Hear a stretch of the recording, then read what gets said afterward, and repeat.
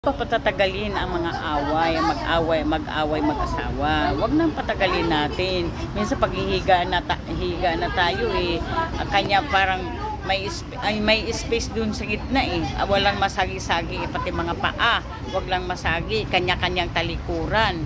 O ba't wag natin patagalin ang away. Natural naman sa mag-asawa nag-aaway, pero huwag patagalin. Wag anuin pa ng kinabukasan pa.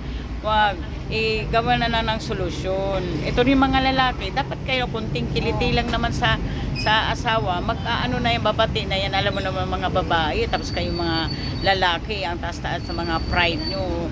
Anuin mo lang, alukin mo lang, mag-ano tayo, sweetheart, tayo, magkape tayo, ganyan. Wala na, tapos na yung hindi yung abutan pa ng kinabukasan, hindi na pareho pa kayo nagkasala, kanya-kanya kayong talikuran, kanya-kanyang walang imikan, walang gano'n na ayusin nyo, kasi maganda kasi na nag-away kayo mas solve agad or magkabati agad, mas maganda yun, at yun ang gusto ng Lord.